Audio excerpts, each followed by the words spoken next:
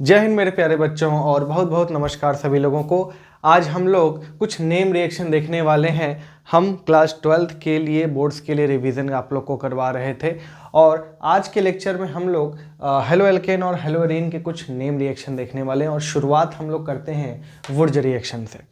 एक बात का विशेष ध्यान रखें आप लोग, हर बार क्या होता था कि ऐसे बस लिख देता था कि वुर्ज रिएक्शन क्या होता है, तो बस रिएक्शन हमने लिख दिया, एक शब्द भी नहीं लिखा तो भी नंबर पूरे मिलते थे। बट इस बार क्या हुआ था 2025 वाले जो एग्ज़ाम में, right the reaction and explain, मतलब कि उसको शब्दों में भी बताना था कि हल्किल हैलाइड इससे रिएक्शन करता है in presence of sodium try ether, ऐसा करके। तो ध्यान रखिएगा, आपको रिएक्शन तो लिखना ही है और इसका वर्ड भी आपको आना चाहिए। क्लियर? मैं समझा दूंगा, मैं लिखवाऊंगा नहीं, लेकिन आप मेंटली प्रिपेयर रहिए कि आपसे अगर एक्सप्लेन भी पूछ दे तो आपको आना चाहिए। चलिए, तो वुर्ज रिएक्शन क्या होता है देखिए, इसमें मैं बस बेसिक चीज लिख दे रहा हूं कि टू मॉलिक्यूल्स, ठीक है, two molecules of halo alkane या एल्किल हैलाइड यूज होता है, ठीक है ना, एल्किल हैलाइड यूज होता है। और इसमें क्या होगा, इसमें बनेगा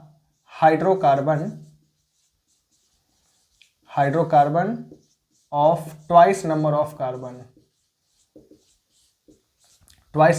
कार्बन। क्या मतलब है इसका? इसका मतलब ये है कि हमको दो मॉलिक्यूल लेना है एल्किल हैलाइड का। जैसे हमने दो बार CH3Cl ले लिया, ध्यान रखना एल्किल हैलाइड, एरिल हैलाइड की बात नहीं हम कर रहे हैं, हेलो एल्केन, ठीक है ना। अगर हम दो मॉलिक्यूल हेलो एरीन का ले लेंगे तो वो फिटिक रिएक्शन हो जाता है, क्लोरोबेंजीन, ठीक। तो यहाँ पे 2CH3Cl हम लोग ले लिए और साथ में 2Na in presence of dry ether, ठीक है, पानी नहीं होना चाहिए नहीं तो अल्कोहल बन जाएगा, ठीक। ये ड्राई ईथर है तो ये बन जाता है CH3 प्लस NaCl। ये रिएक्शन कैसे हुआ, यहाँ पे देखो दो बार CH3Cl लिया गया है तो ये हमने दो बार लिख दिया, ठीक। साथ में दो बार Na भी है तो हमने ये दो बार Na लिख दिया। देखो ये NaCl और ये NaCl बाहर हो गया और ये दोनों क्या होंगे, आपस में जुड़ जाएंगे। यानी कि ये जो वुर्ज रिएक्शन है ये कार्बन की संख्या डबल करने के लिए बहुत ज़्यादा उपयोगी है। बट ये ध्यान रखना, कुछ बच्चे क्या करते हैं, अल्कोहल पे वुर्ज रिएक्शन लगा देते हैं, कुछ बच्चे डायरेक्ट एल्केन पर लगा देते हैं। नहीं, ऐसा नहीं करना है, ध्यान रखना, वुर्ज रिएक्शन मतलब हेलो एल्केन बना के ही करना है तुम्हें। समझ में आ रही है बात? तो ये हो गया। और भी एक एग्जाम्पल हम लोग ले सकते हैं, दूसरा एग्जाम्पल जैसे CH3CH2Cl। अब एक बात ध्यान रखना है, आपने CH3CH2Cl लिया, साथ में आपने एरो के ऊपर सोडियम ड्राई ईथर लगा दिया। अब कुछ बच्चे सोचते हैं कि सर यहाँ पे तो हम दो बार ले ही नहीं रहे हैं। तो मेरे बच्चे ध्यान से सुन ले कि यहाँ पर ऑर्गेनिक में हम लोगों को बैलेंसिंग से कोई मतलब नहीं होता है, यहाँ पे बैलेंसिंग का कोई रिक्वायरमेंट नहीं होता है। तो इसका मतलब ये अंडरस्टूड है। आप लोग halo alkane sodium dry ether ये देखते ही तुरंत समझ जाइए कि जितने कार्बन का हम ले रहे हैं डबल कार्बन का ही हमको बनाना है, ठीक है। तो यहाँ पे बन जाएगा ये ब्यूटेन। समझ में आ रही है बात? क्लियर है ना? तो आप चाहे तो अपने सहूलियत के लिए यहाँ पे 2NaCl लिख सकते हैं अपने समझने के लिए, लेकिन एक बार आपने समझ लिया और आप कन्वर्जन कर रहे हो, कई सारे स्टेप का आ गया तो आप डायरेक्ट करिए, ठीक है ना। हेलो एल्केन लीजिए, सोडियम लिखिए, ड्राई ईथर लिखिए, कहीं 2 लगाने की कोई ज़रूरत नहीं है, बैलेंसिंग का कोई बहुत यहाँ पे मतलब नहीं है। तो यहाँ पे बस संख्या याद रखना है कि 2 का 4 हो जाएगा। समझ में आ रही है बात? तो ये हो गया वुर्ज रिएक्शन। अब एक बात हमको ये समझनी है कि हमने यहाँ पे देखो, यहाँ पे इथेन बन गया, यहाँ पे ब्यूटेन बन गया, मतलब हमने एक कार्बन का हेलो एल्केन लिया तो इथेन बना, हमने दो कार्बन का हेलो एल्केन लिया। ध्यान रखना, कुछ बच्चे क्या करते हैं, इसको समझते हैं कि सर दो बार ले रहे हैं तो 4 कार्बन का हो गया ना। नहीं, 4 कार्बन का नहीं, आप इसके आगे चाहे 10 क्यों ना लगा दें, वो रहेगा 2 कार्बन का ही कंपाउंड। समझ में आ रही है बात? तो ये बात आपको ध्यान रखना है। क्लियर? तो ये हो गया। अब करना क्या है, अब इसके बाद हमको ध्यान से ये समझना है कि हमने एक कार्बन का लिया तो इथेन बना, दो कार्बन का हेलो एल्केन लिया तो ब्यूटेन बना। अगर हम 3 कार्बन का ले लें, जैसे CH3CH2CH2Cl अगर हम ले लें तो ये सोडियम ड्राई ईथर अगर हम यहाँ लगाएं, ठीक है, तो यहाँ पे क्या बन जाएगा, 3 दूनी 6, यानी कि ये N हेक्सेन बन जाएगा। क्लियर, एन हेक्सेन बन जाएगा। तो ये बात ध्यान रखना है कि हम 2 का बना पा रहे हैं, 4 का बना पा रहे हैं, 6 का बना पा रहे हैं। इसके बाद अगर हम क्लोरोब्यूटेन ले लेंगे तो हम ऑक्टेन बना पाएंगे। मतलब ये क्या है, हम लोग ऑड नंबर वाला क्यों नहीं बना पा रहे हैं, तो यही इस रिएक्शन का ड्रॉबैक भी है। और दूसरी बात, हम मिनिमम 1 कार्बन का ही ये ले सकते हैं। समझ में आ रही बात, मिनिमम 1 कार्बन का ही ले सकते हैं हेलो एल्केन, तो 2 कार्बन का हमको हाइड्रोकार्बन मिलेगा। ठीक, बात समझ में आ रही है।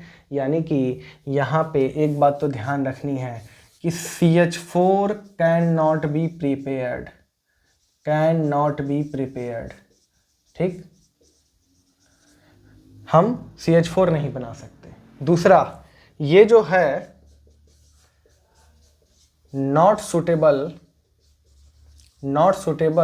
टू ऑब्टेन एल्केन्स या हाइड्रोकार्बन, मतलब एल्केन लिख लो, alkane of odd number carbon. ठीक, मतलब जैसे हम चाहेंगे कि हमको प्रोपेन मिल जाए, तो ये अच्छा तरीका नहीं है। ऐसा नहीं कि नहीं बनेगा, बनेगा, लेकिन ये अच्छा तरीका नहीं है। हम चाहेंगे कि हमको पेंटेन मिल जाए, तो उसके लिए भी ये वुर्ज रिएक्शन सुटेबल नहीं होगा। क्यों नहीं होगा, तो हम इस चीज को समझते हैं। ठीक है, तो इसको हम लोग मिटाते हैं।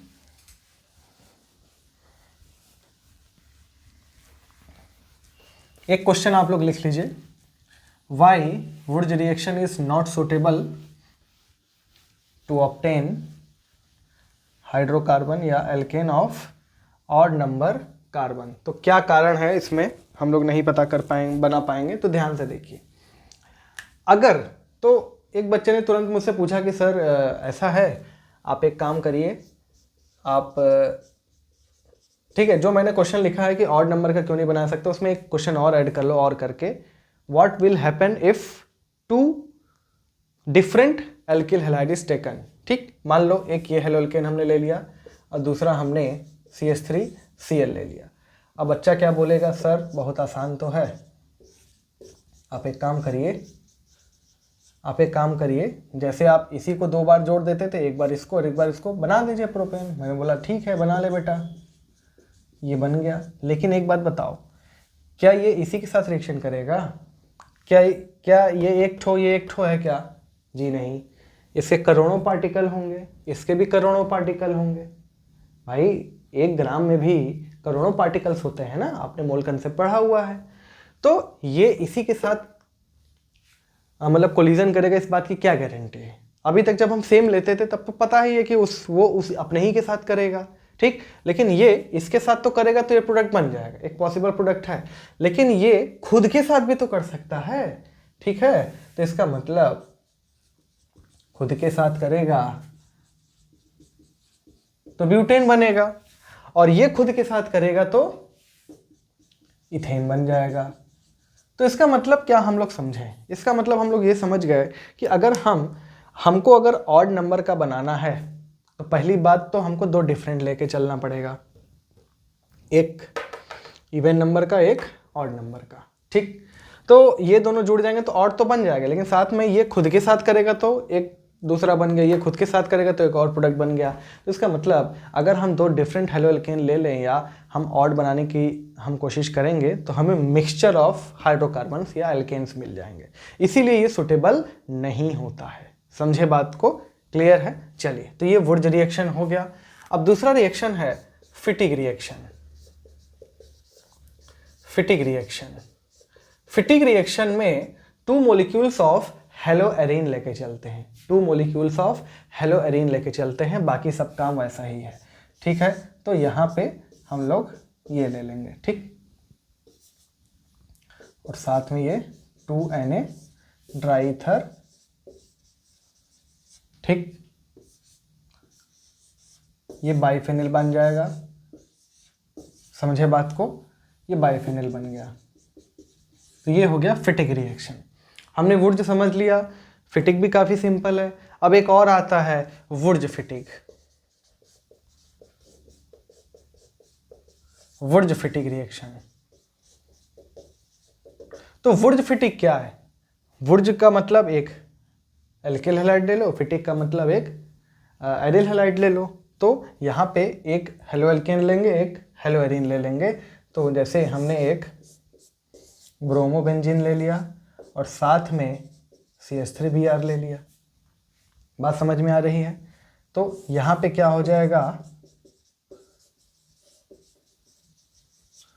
अब ये जो है इसके साथ जुड़ जाएगा और साथ में 2NaBr बाहर निकल जाएगा,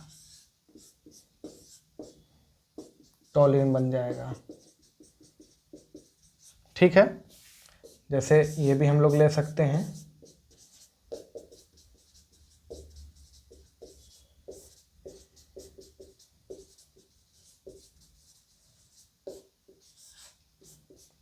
ठीक, ये एथिल बेंजीन बन गया और 2NaCl बाहर निकल गया।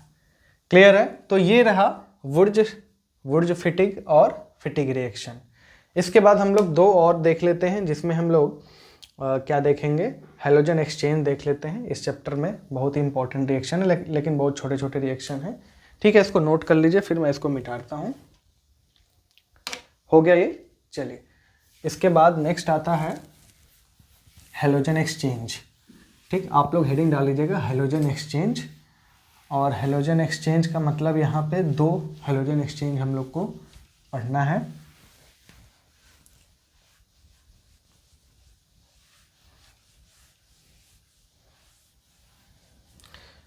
ठीक, हेलोजन एक्सचेंज में हमको दो पढ़ना है। क्या?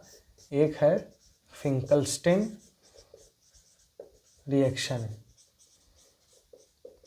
ठीक, इसमें मैं पहले ही बता दूं कि इसमें क्लोराइड या ब्रोमाइड का एक्सचेंज किसके साथ होगा? आयोडाइड के साथ होगा। शब्दों में आप लिख लेंगे, मैं बता रहा हूँ। ठीक, मैं रिएक्शन लिख रहा हूँ। ये रहा अपना क्लोरोइथेन। इसका रिएक्शन हम लोग सोडियम आयोडाइड के साथ कराते हैं और ये ड्राई एसीटोन है। ठीक है, ड्राई एसीटोन होगा क्या? NaCl बाहर निकल जाएगा और आयोडीन यहाँ पे आ जाएगा। ये हेलोजन एक्सचेंज हो गया। क्लियर? कोई जरूरी नहीं कि क्लोरो ही हो, ब्रोमो भी हो सकता है।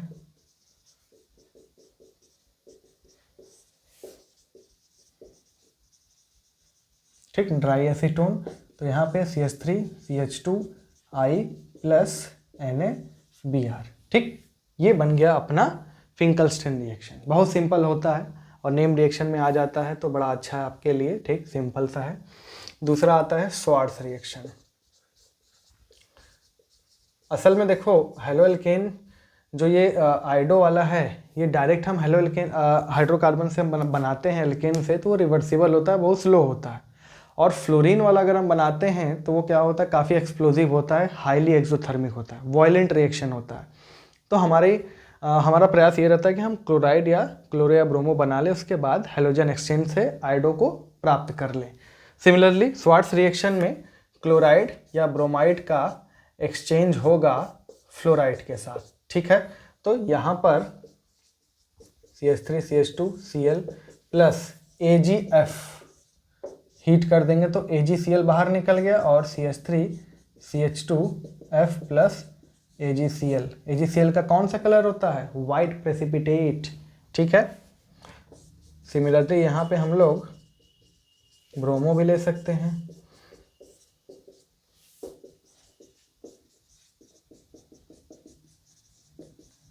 ठीक, तो ये हो गया। अब देखो, स्वार्ट्स रिएक्शन में हम लोग और क्या क्या लिख सकते हैं?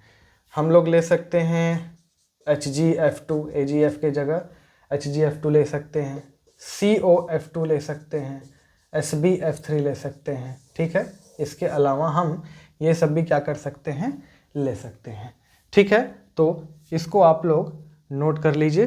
ठीक है, इसको नोट कर लीजिए, फिर हम लोग कुछ और चीज़ों में आगे मिलते हैं। इसको नोट कर लो। हो गया ये? ठीक है, चलिए इसको Hg2F2 कर लीजिएगा। ठीक है ना, मर्क्यूरस है ये। चलिए, तो ये हो गया फिंकलस्टीन और स्वार्ट्स रिएक्शन। तो अब हम लोग मिलेंगे आगे और हम SN1 SN2 भी देखेंगे और हम बहुत से और भी प्रॉब्लम्स देखेंगे, जैसे कि एलाइलिक हैलाइड क्यों बहुत ज़्यादा रिएक्टिव होता है, एलाइलिक और विनाइलिक क्यों अनरिएक्टिव होता है, या हेलोएरिन क्यों एसिड रिएक्शन नहीं देता है। ऐसे बहुत सारे इंपॉर्टेंट रिएक्शन हम लोग देखने वाले हैं। तो मिलते हैं अगले क्लास में, तब तक के लिए जय हिंद,